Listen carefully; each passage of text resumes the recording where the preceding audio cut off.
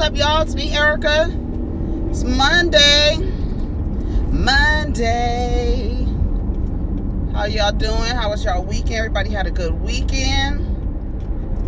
Let me tell you something. I had a good weekend. Let me see what this line is looking like. Oh, I should have went there. I'll go closer so I can get a better measurement of time. I want some coffee today. I could just make some coffee when I get to work, I guess. I don't know. I don't know if I feel like stopping. I left kind of late today. My later time. But the sun is gonna be in my face. I don't have any glasses. I left my sunglasses in the I left my sunglasses in the house. I left my case to these glasses in the house. It's all good though. So it's all good. It's all good. So did y'all have a good weekend? Y'all who celebrate Easter, did y'all have a good Easter Sunday? Did you praise the Lord? Praise the Lord. There was a lot of stuff going on this weekend. Not really much of until Sunday, I guess. Really was when I really started hearing there was a stir about on the Twitter streets. Something Kanye. It's something about Kanye. It's so funny because I always I chuckle to myself when and when I talk about we, I'm talking about us, that we have to make these proclamations in order for us to show that we are not in support of something.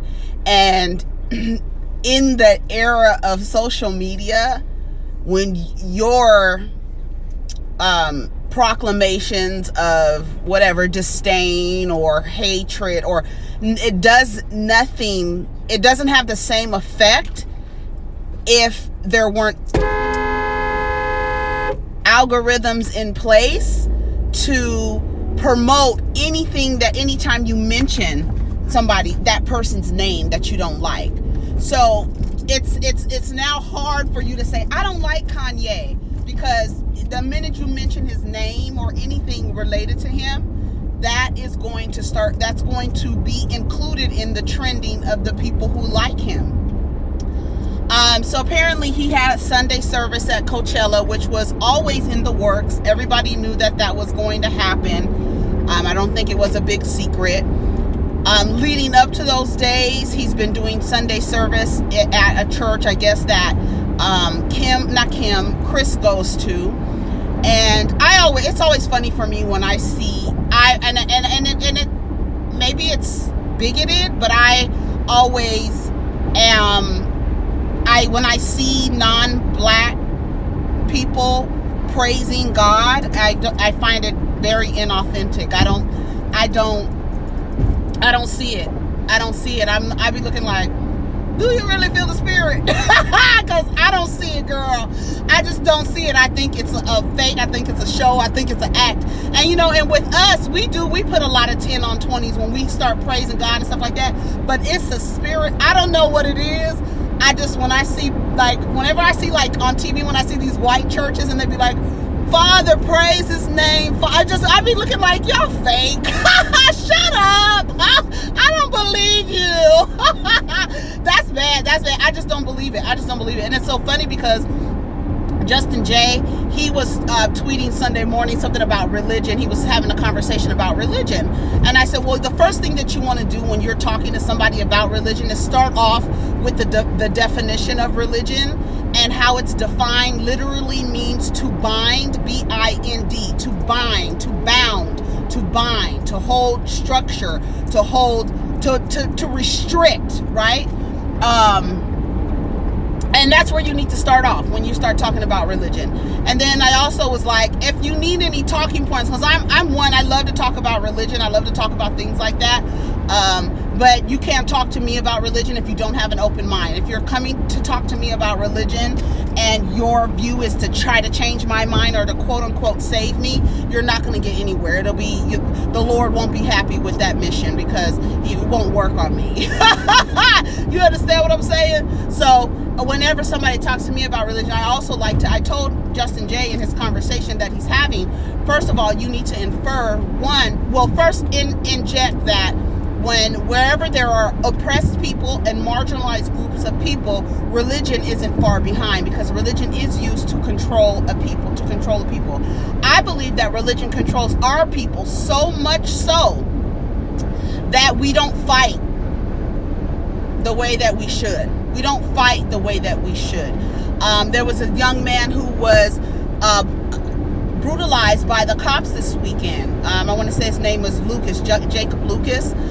He was brutalized by the cops this weekend. The cop wasn't even first talking to him, directed his attention to him, and then when he went to the little boy, he banged his head on the ground twice, and then when the boy put his arm like this to protect his head from his skull from being cracked on the pavement, now they're saying that he was resisting arrest. What is really odd about that? It's so odd that they love to say that black people are anybody that is on the ground with a knee to their back, with a knee basically pressing on their lungs, and the natural biological response is to fight or run, right? So if I have a knee in my back from a cop and my biological reaction is to fight or flight, now you're saying that that's resisting arrest when my body's only natural reaction is just trying to keep me, it goes into survival mode. And you have your knee in my back. You are trying to bang my head into the ground. I am going into survival mode. And it's a mind fuck for them to say that when our bodies naturally go into survival mode, it's resisting them. It's resisting them. Our body is reacting, saying, someone is trying to kill me. And because you're resisting that reaction, to them, it's resisting arrest. When I tell you that this system is so, like Russell Brand was on Joe Rogan, it's so self-sustaining anymore. There's nothing that you can do when the very people that you look to protect you from the actual criminals are actually criminals themselves. They're actually murderers and killers and rapists. They are themselves people that should not be trusted. It's crazy. It is a crazy system. And until hiring structures and practices from law enforcement, like that whole complete structure needs to be dismantled, because it was created to watch black people. It was created to capture black people. This is the creation of this agency. And that is the reason, like, they treat kids who are unarmed, who have done nothing, like they're criminals. And they treat people who shoot up 15, 17 people like royalty. And my theory behind that is the reason why cops treat white nationalists who terrorize American citizens and other people who live here, I believe, my theory is that because they are doing the work of eliminating dark skinned people, dark colored people, black people, because that is to me, I feel that there is an executive order from somewhere that whenever law enforcement comes in contact with any black or brown person, the objective is to eliminate them. Judge, jury, executioner, all in one. That's it. Don't let them get to the system. If there's a way to get to the system, kill them first. And then we know that you're going to get off. Don't worry about it. As long as we got another one off the street. That's how I feel. Because there's no reason why that, like, a Dylan Roof should be actually protected. Like, they're protecting him. Why are they protecting him? Because he did the work. He did the work that needs to be done, and that's eliminating black people. That's my theory. So whatever. But anyways, back to Kanye. So Kanye is out here on Sunday service, and people are mad because I don't want to say mad, but people are making comments about him selling something, I think that said Christ saves, or Jesus saves, or Jesus lives, something crazy, something in a circle, very plain, very blah, very just boring. It was just like a coffee cream color or something like that, just very boring. But they were selling for like $120, over $100. And so people are complaining about that. And I'm like, well, we always complain when a non-white or non-European person is trying to design high-end labels. We ignore that. We feel like, oh, you trying to goop us. But at the same time, like somebody said on Twitter, you spending $120 on Gucci socks. But the variable in that comes from us, we as a people, because of this system that we live in, this system that we reside, a lot of us reside in a place of lack. That's why people kill each other. People are jealous. People are fearful that whatever is out there for you to have, if you get any of it, that means that I'm not going to get any of it. So I have to do something so that you can't get it either, because I feel like there's not enough to go around. We reside in a place of lack. And when we reside in a place of lack, we always believe that something is going to be taken away from us. Something, we have to hold on to whatever we have. And that comes selfishness and being self-absorbed and leaving your community. We always feel like we got it. Okay, I got to go and I got to take it because somebody else is going to take it from me. Now, granted, the reason why people can't stay in the hood is because we reside in a place of lack. Oh, he got a Benz. Oh, he doing this, or he got this, or she got this. I want that. So they can't. If I can't have it, they can't have it. Boom, they dead.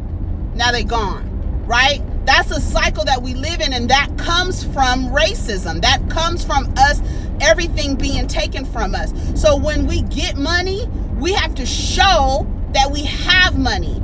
And if we show that we have money, if we buy a black designer whose label is unrecognizable, no matter how much it costs, that doesn't look like I got money. I need to be able to look like I have money. And what better way to look like I have money is to don labels that are recognizable and that costs money. If I'm wearing Jamal Hall's, fabulous ass cape with a purple satin fucking trim on the inside, and it's dope as fuck and everything, nobody knows that's Jamal Hall's clothes. I don't care if it was $5,000.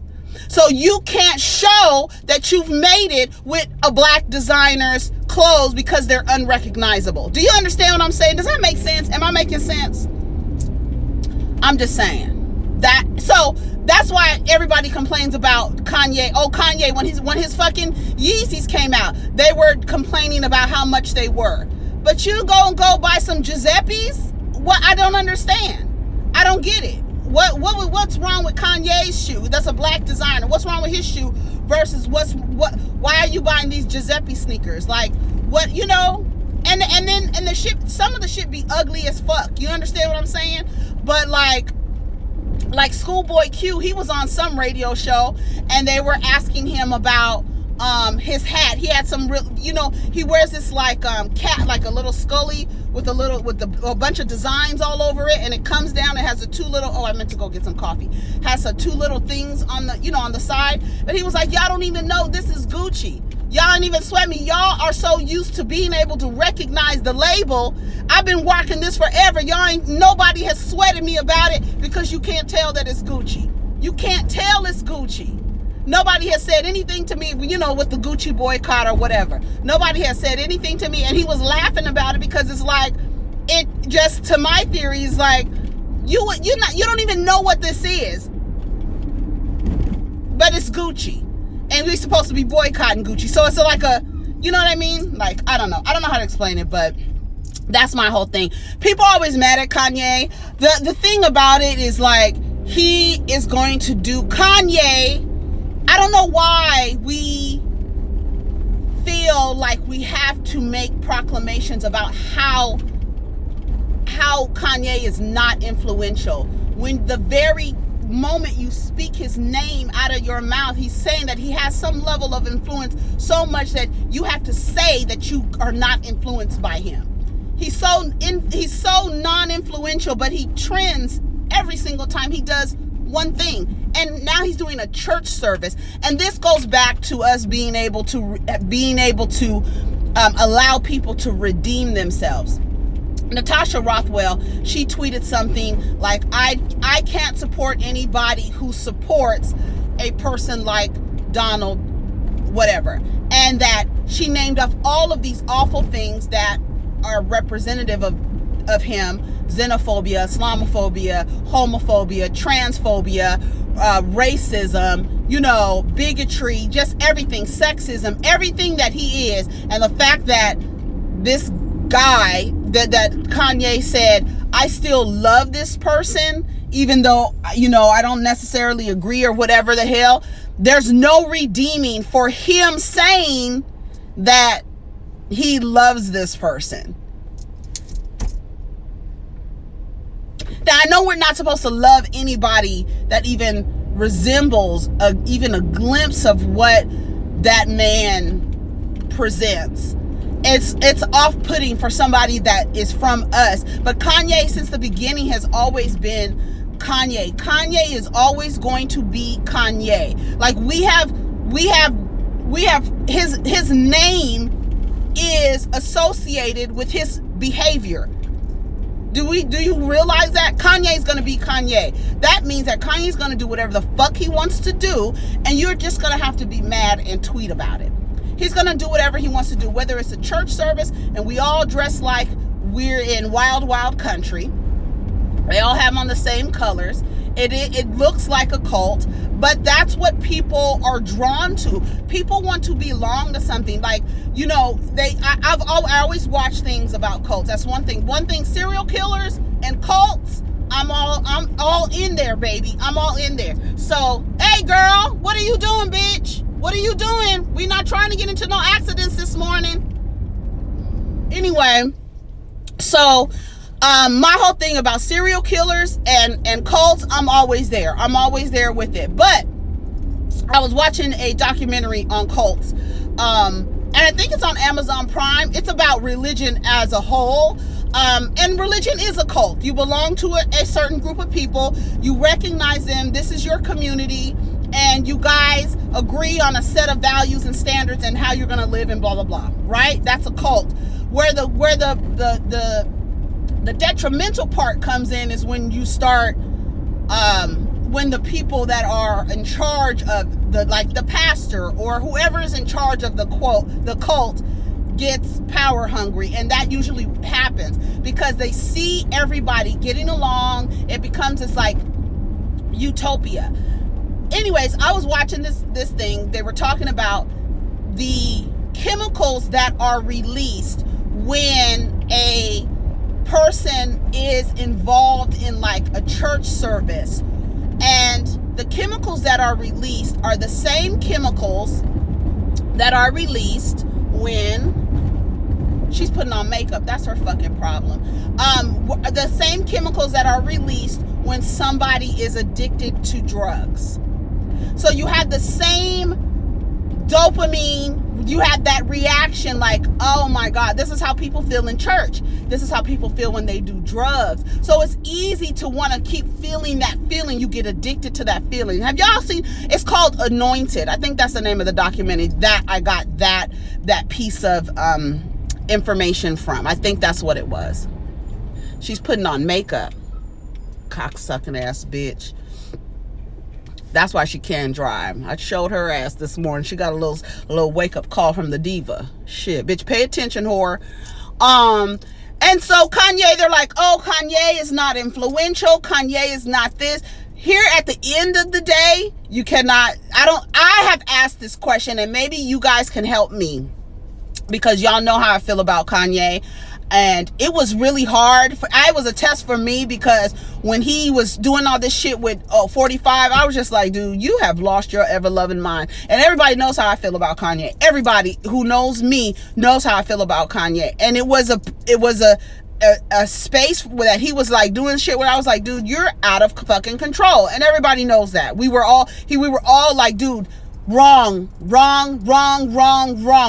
Right? And he since has backed away from it. He since has said politics is not my thing. So he's moving from politics to religion.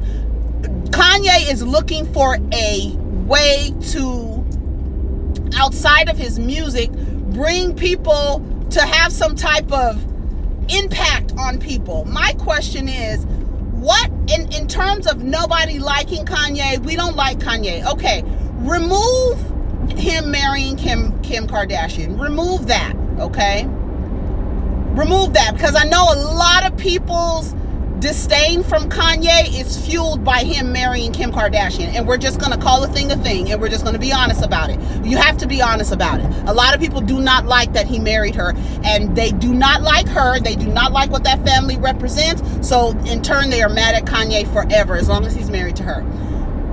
What has Kanye West done that has negatively impacted the black community? What has he done? And please put it down in the comments. I'm interested in hearing your point of view on how this collective disdain from Kanye and him not being influential, and him that, and then, you know, everybody was like, oh, he's just using religion to get back in the folds of us. Well, that's great that we have an awareness that to understand that people use religion to get black folks wrapped around their finger. I'm glad that we have awareness to say that, to actually speak that out loud. But you can't say that on Easter Sunday. You can't say that Kanye West is using religion to capitalize off of people and to get the black people riled up on Easter Sunday. Did you buy your grandkids Easter baskets? Did you buy your granddaughter some little white patent leather Mary Janes? Did you buy anything for Easter? Okay? So don't say that Kanye West is doing something wrong by capitalizing off of religion, because it happens every Sunday. It does. And Saturday for the other folks who is that? The Jehovah's Witness, the J-Dubs. You know what I'm saying? So I'm like, it's so funny, because it's like these arguments against what Kanye is doing. People have been monopolizing off of religion and capitalizing off of religion since the very beginning. Since the very beginning. And as soon as you put some money in the offering tray, that's some capital, okay? Come on now. But I always find it funny when people have to say out loud. And I think that's where we go wrong, is like the congratulatory and the disdain is all mixed up together. It's just who speaks the loudest, you know?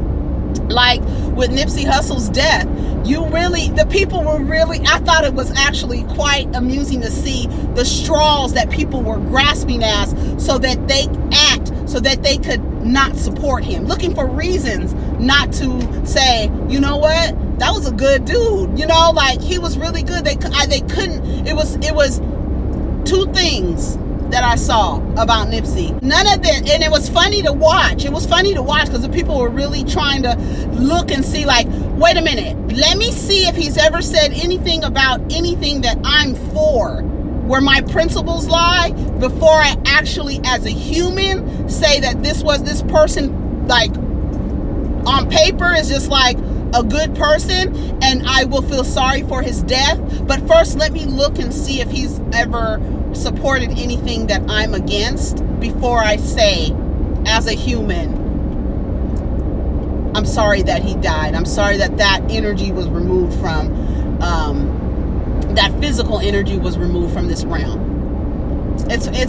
We have gotten into this, we're so weird as humans. We're so weird. We forget, and then we forget, but then we remember things that don't even, like, the fact that we have to say that Kanye is not influential, but you have to say it and so many people are saying it, to me shows that he is influential. He can't move you to do anything, but you are giving him credence by actually making a proclamation that he isn't. Because if he really wasn't, you wouldn't say a word. You'd ignore him. You'd ignore him.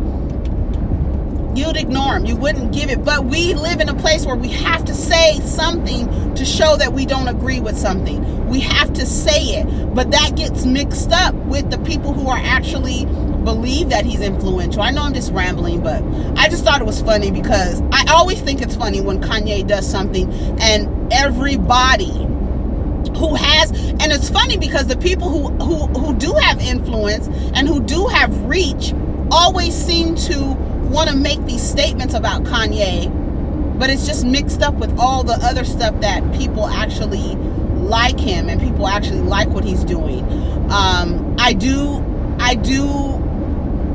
I don't know. I mean, the music, to me, him making music, it doesn't sound that good. Don't lie. Like, that's the thing. Like, well, that's the problem that I have. It's like you lack objectivity. You could say I don't fucking like Kanye. I don't like nothing he does. Say that. Don't say the nigga's music is not good, because you sound crazy. You sound crazy as fuck. You sound ridiculous. Say you don't like the guy. I don't like him. I don't fuck with him. Because that would be like me saying, I don't think that I wish or I believe I can fly were absolute remarkable bodies of work. No, I don't play them motherfuckers because I don't like the fucking creator. Period. I'm not going to say that that's not a good song, because that's a lie. That's a lie. That's just a bold-faced ass lie. For anybody to come out and say, oh, I don't like Kanye. You don't like Kanye because of him as a person. But as a creator, shut up. Shut the fuck up. You sound crazy as hell. So anyway, that's my little rant on Kanye. I just love when people say he's not influential, but the nigga be trending 2 and 3 and 4 on the damn trending topics thing. Sunday morning, I got up. Let me tell you something. I put on Homecoming on Netflix, played that while I was cleaning the house and everything. That is a good Saturday morning cleanup background music. If you buy the CD, not the CD, but the music, the actual is, the album is on iTunes or whatever. But I just put on the damn documentary, and it was so good. And I was noticing things, and let me tell you how it was really that's a good documentary. I don't know if it should be called a documentary. I just think it should be called the Beyonce's Coachella performance with some behind the scenes. It's not a documentary, because if it was a documentary, I would have met some of the dancers. You know what I mean? I would have met some of the magicians. We're not documenting anything, but I don't know what we were documenting. I just feel like this is a performance. But nevertheless, the performance was good. I got to really watch it again and sit there. Like, in some parts I was actually watching. I just love when Solange came running out there with her little outfit on and they was dancing. It was so cute. And how they fell at the end. It was so cute. But the part that really moved me was Maya Angelou's part, where she was talking about her people, and Nina Simone's part is like, that's at the beginning, but Maya Angelou's part is like at the end. And she talks about, the man asked her, what would you like to tell the youth? And she's like, well, I would like to tell them to tell the truth to yourself and tell the truth to the children. I don't know what came over me. I just started crying. I was like, yes, just tell the truth. Just tell the truth. Whatever that truth is, just tell it, and keep telling these stories and let these kids know that our history. Because, and then like beyond, there was a part where Beyonce says like, there's so much beauty in our pain, it's unfortunate that a lot of our kind of how we connect is through pain and misery, where we need to figure out places where we can connect, during happy times. And I don't know what that is. I don't know what that looks like. I don't know if because we're always entertaining folks, you know what I'm saying? But I just thought that was like, that documentary, just to sit down and watch and listen to all the, all the voiceovers, the background and of the people that, the leaders that were talking. I thought it was so good. I was really moved. I just started crying. But I was not crying like I was sad. It was just like a release, I guess. Whatever. But that's what it was. Anyways, y'all, I'm sorry I rambled about Kanye for the whole time. I meant to talk about Real Housewives of Atlanta too. But oh, come on, girl. You got to get to where you going, bitch. I didn't get to talk about Real Housewives of Atlanta. We'll talk about that probably on the way home. All right, y'all. Take care of each other. Protect your energy. Peace. I take your race away. And there you are, all strung out. And all you got is your little self. And what is that? What are you without racism? Are you any good? Are you still strong? You still smart? You still like yourself? I mean, these are the questions. It's part of it is, yes, the victim, how terrible it has been for black people. But you don't like that. I'm not a victim. I refuse to be one. And the victim is the other person who is morally inferior and that's who that's a has serious to hold question. on to of course. Racism if you to have to somehow hold that's for his or her own self-esteem and definition. If you can only be tall because somebody's on their knees, then you have a serious problem.